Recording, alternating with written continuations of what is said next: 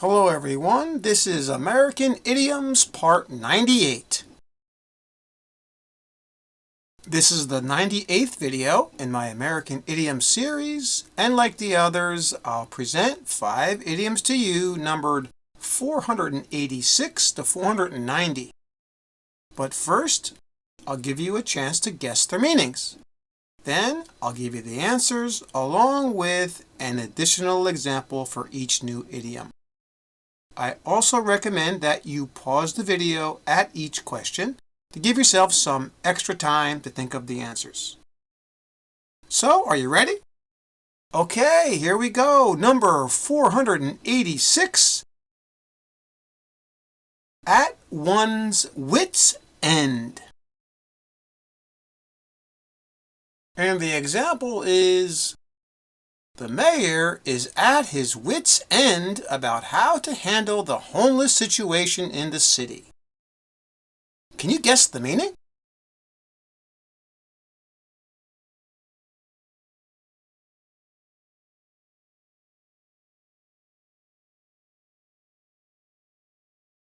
And the answer here is B, to be completely puzzled about something and not know what to do about it.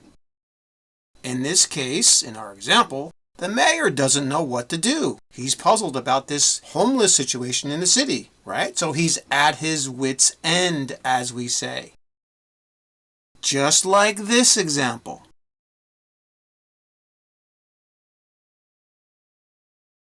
I'm at my wits' end about how to help my son with math.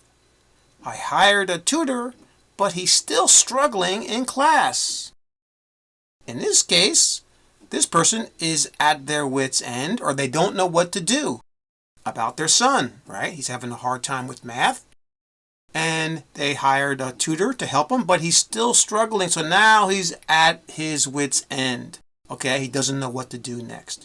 All right, that's what it means. And now for number 487, to take something up a notch.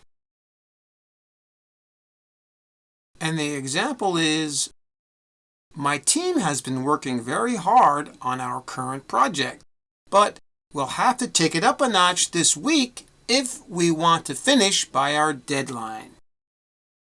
Can you guess the meaning?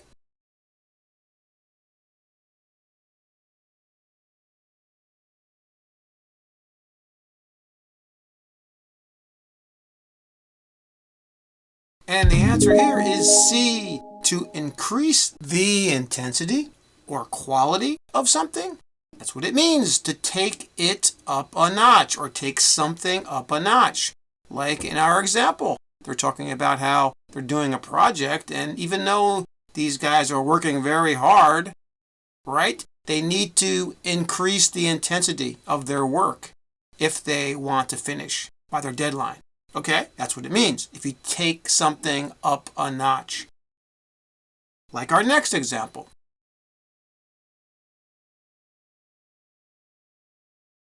I've been working out 2 days a week, but I haven't seen any results. So I think I'm going to take it up a notch next week and try working out a couple of more days each week. All right, so this person is going to increase the intensity of their workouts so they can get into shape better than they are now. All right, they're going to take it up a notch, right? They're going to increase. All right, now for number 488, a level playing field. And the example is, the new law is intended to create a level playing field for small companies competing against larger companies in the state. Can you guess the meaning?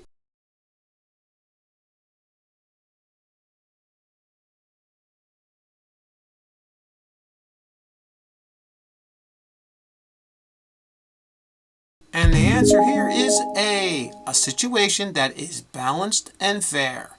This is what it means if you are on a level playing field. It means that it's fair to everyone.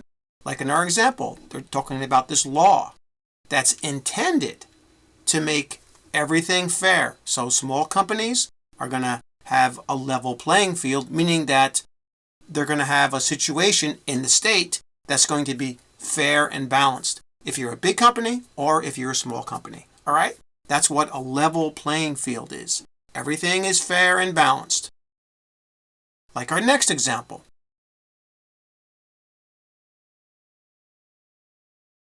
The new entrance exam for the university will create a level playing field for students of all backgrounds. In this case, they're talking about how they are making this situation more balanced and fair for everyone who's applying for the university or applying to get into the university. Okay? It's going to be a level playing field, regardless of where you come from or your background. Got it? All right, and now for number 489, to go sour. And the example is, my relationship with my next door neighbor went sour after our quarrel about our property line last month. Can you guess the meaning?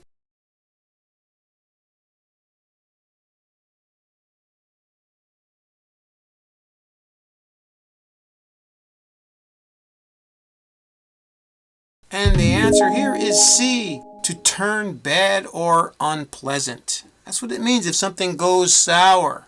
Like in our example, they're talking about a relationship that went sour, all right, because of this quarrel or fight about their property line.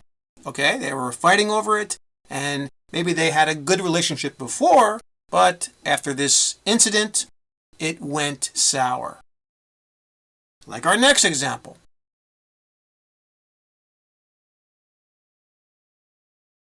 The deal we had to buy that small company went sour after the owner raised the price of it at the last minute.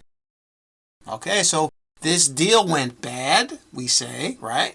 It was unpleasant for the people who wanted to buy this company because the owner raised the price right before they were going to do the deal. Okay, so it went sour, it went bad, it was very unpleasant. That's what it means. Okay, and now for our final idiom number 490, to fall back on something. And the example is, I feel sorry for Scott because he has no family to fall back on if he gets sick when he gets old. Can you guess the meaning?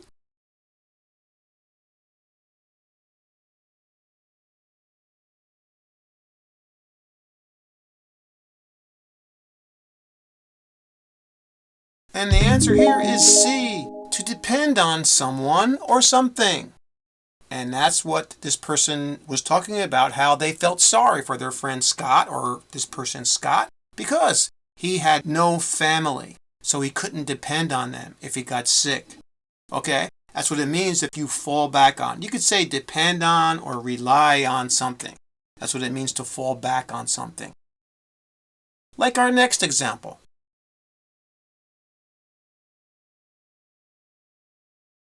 If I lose my job now, I can fall back on my savings account for at least a few months. All right, so this person can depend on their savings, the money that they saved if they lose their job. Okay, they can fall back on it. Got it? Okay, that's all for this video. Thanks again for subscribing, and please like and share the video to support the channel. And remember one more thing. Keep practicing! See you next time.